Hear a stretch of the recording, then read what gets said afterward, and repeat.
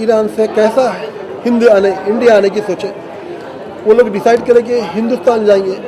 اس زمانے میں ایران میں کافی مشقت کرنا پڑتا تھا اور کافی وہاں پر جس طرح کہا جاتا کہ تنگی سختی.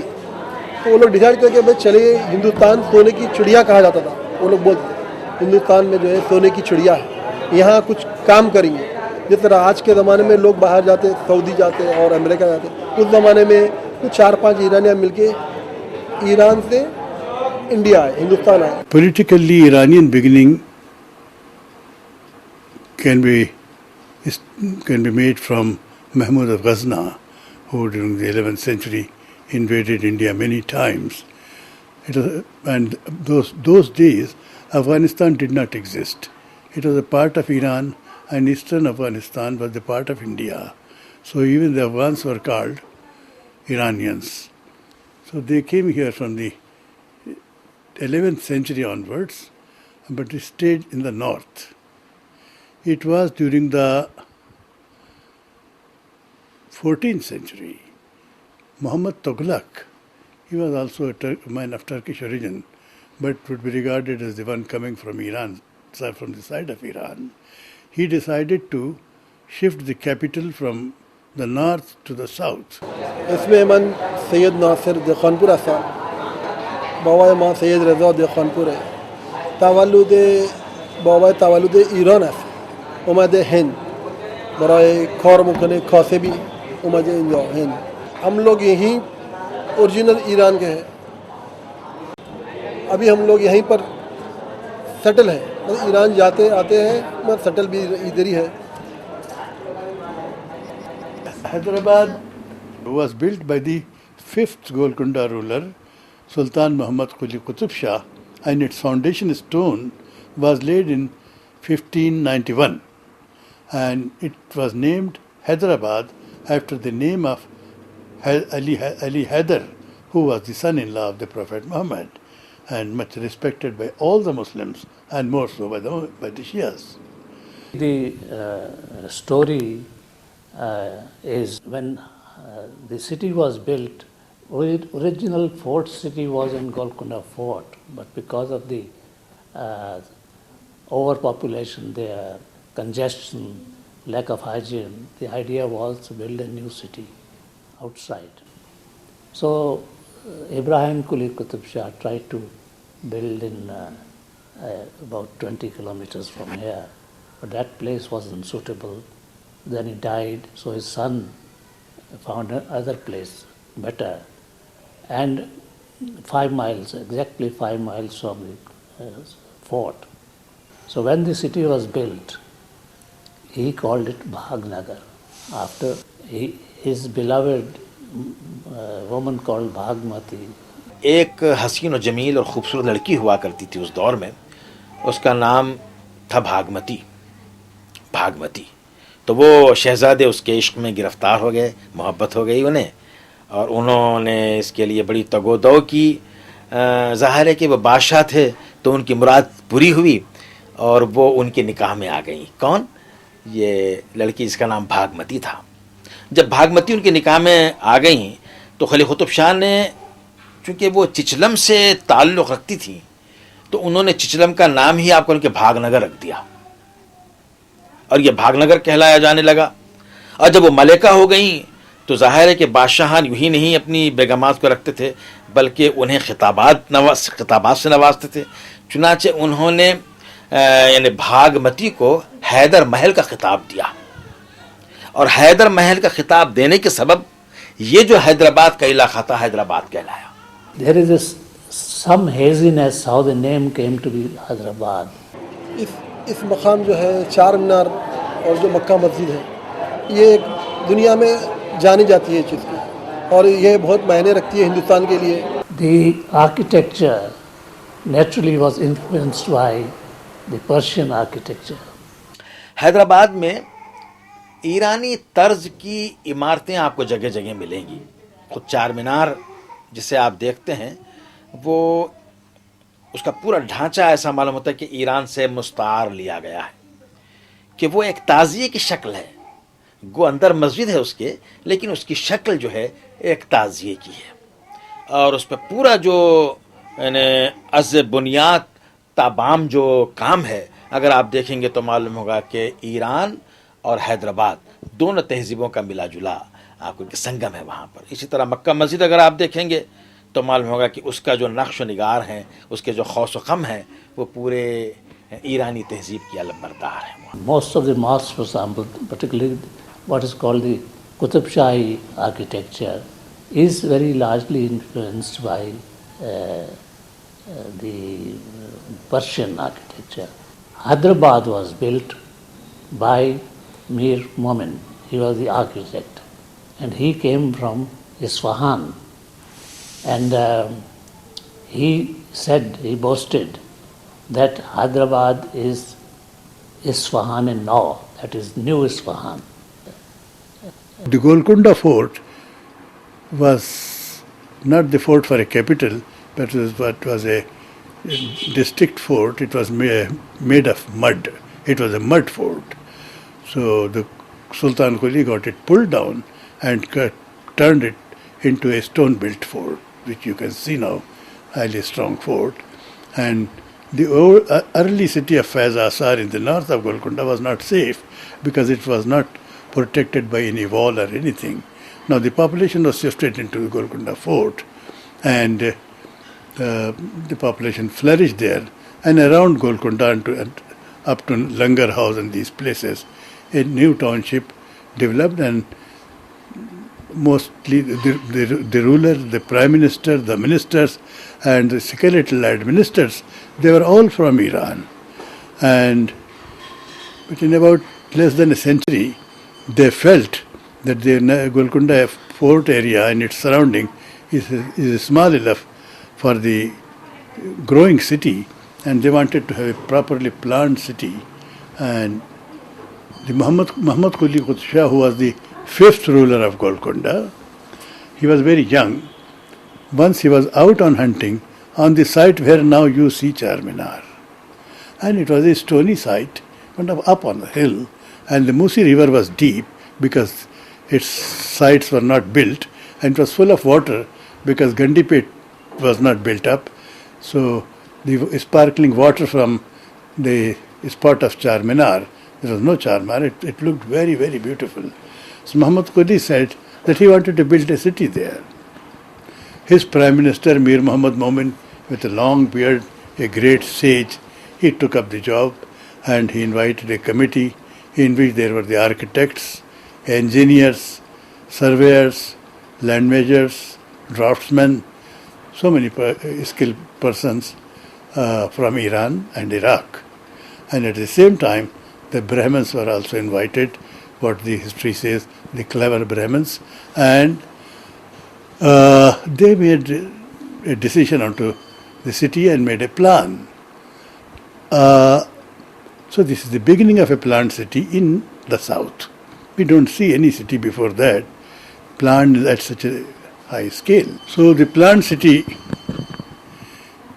has its center in the south of the river, and as per the tradition, there should be a temple in the center of the city. But Muhammad Quli, he took a very secular action. Instead of building a temple or a mosque, he built up Charminar, a fantastic gateway of a kingdom.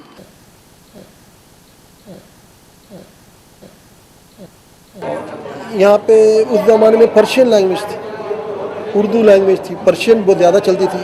बाद में आहिस्ता आहिस्ता ये उर्दू आई. What the Iranians did here, they used the space, the land, the material in the most discreet and in a very aesthetic way. Not only in architecture, the mass education was not here in this area, but it is not a part of Hindu culture, because in the ancient Indian culture, education was restricted to Brahmins. If you are not a Brahmin, you are not allowed to read. But when the Iranians came here, they introduced Persian, and they announced anyone learning Persian will deserve a stipend. So in that way they encouraged it. So Persian was the language of administration here, language, and then everyone learned. That language has got its own charm, and it stimulated the creative talent of the people. And Hyderabad created wonderful poets like Wajhi, like Ghawasi.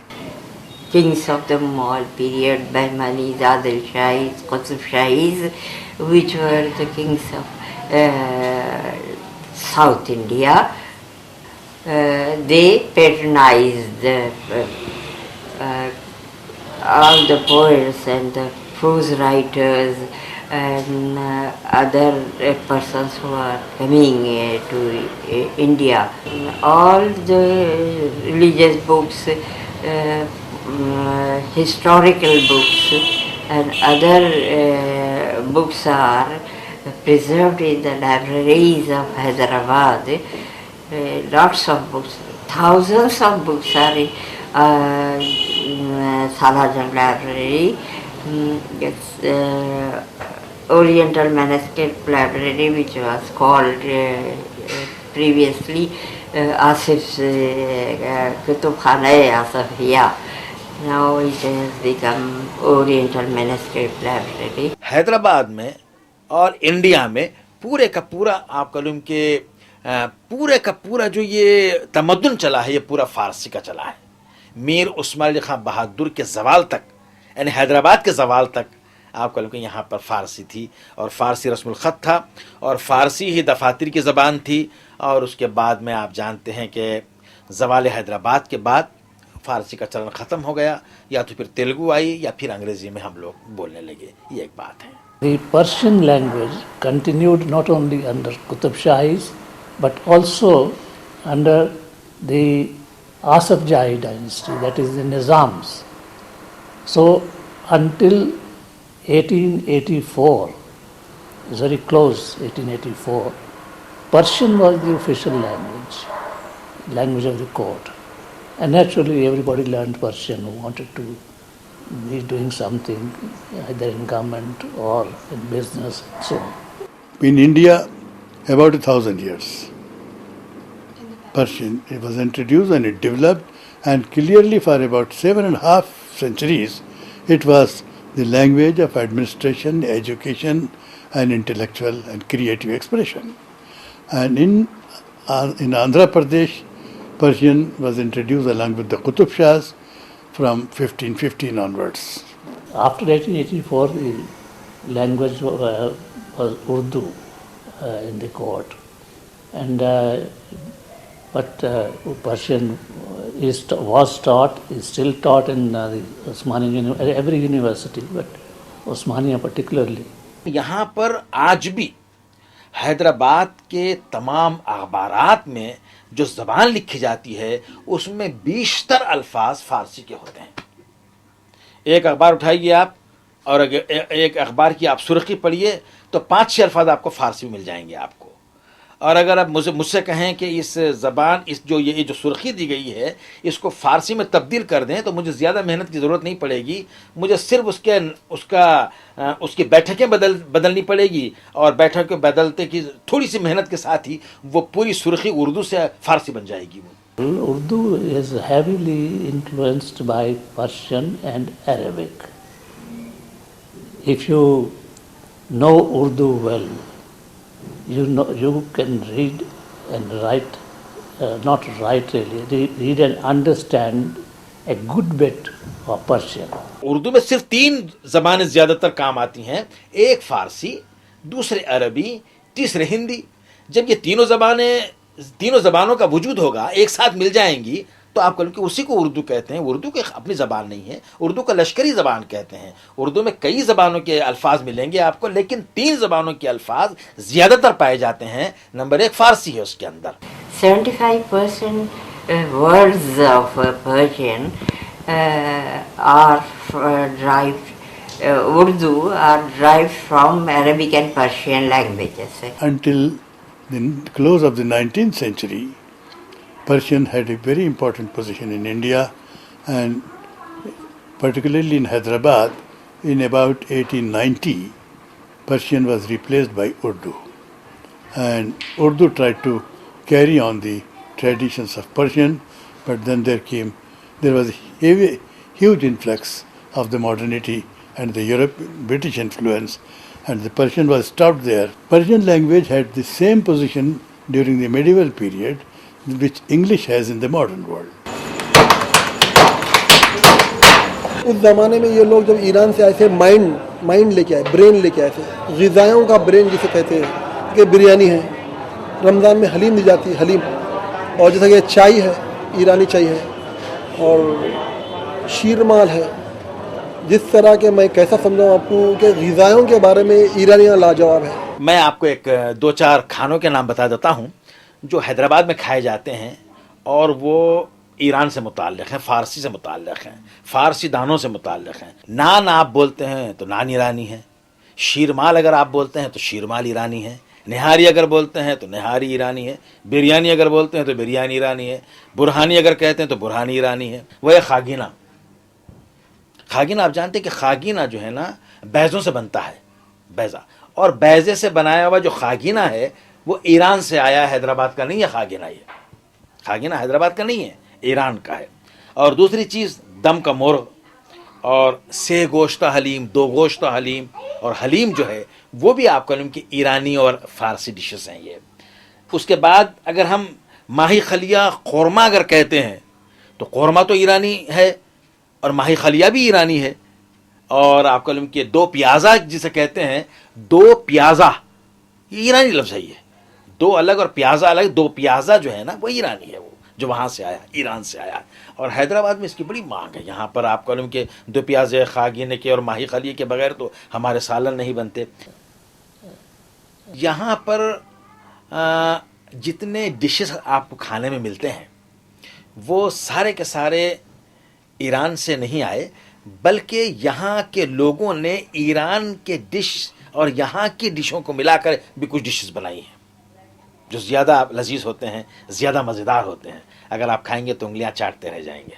Of course, Irani chai is Irani chai. At one time, I believe Irani chai was, they used to give Irani chai with a bit of opium. And people got used to it. So, and even now, it's like a coffee house, I would say a rough form of coffee house. You can sit as long as you like. If you ordered a cup of tea, and you can also have it 1 cup by 2. 2 persons can go on sipping and stay as long as they like. And all sorts of gup-shop, that the stories, the gossip emanates from these places. And it is people who like it, they like it very strongly. हर कोई आता है hotel को ईरानी चाय के लिए. हर कोई, अगर कोई भी टूरिस्ट आता है तो बराबर ये फराशा होटल आके चाय पी कर या बिरयानी खाकर जाता है और यहाँ के कुछ फ़ोटोस ले आता है इस मकाम के. ये काफ़ी क़दीम होटल है. In food, many the items which are now also very popular are Persian origin. यहाँ के लोग बहुत खुशमिजाज हैं, हेल्पिंग नेचर लोग हैं और मोहब्बत करने वाले लोग हैं. आपको दुनिया में जो है ये बहुत कम पाए जाएंगे. या अगर कोई बाहर मुल्क से आदमी आता है तो उसको कम से कम चाय तो पूछा जाता है, उससे बात अखलाक से की जाती है, उसको हेल्प किया जाता है. आज भी ये चीज़ यहाँ पर बाकी है, आज भी वो लोग की तहजीब बाकी है. आज भी यहाँ पर जो है कोई अगर मुसीबत आदमी कोई दूसरे मुल्क से आता है तो यहाँ परेशान नहीं हो जाता, उसको हेल्प किया जाता है, उसको कम से कम रास्ता तो बताया जाता है. Whatever we have the present culture, its foundation, its roots, its base initial shape has been provided to us by the Iranians. Persian influence was very strong, and the result is that even now we have a large number of Iranis who were settled down in Hyderabad. So all these influences are so much a part of Hyderabadi life even now that one doesn't really know that this is Persian, this is North Indian, this is local. We Indians, and especially we Hyderabadis, will feel proud of it because we have produced so much books in Persian. Farsi language का आज भी असर पाया जाता है.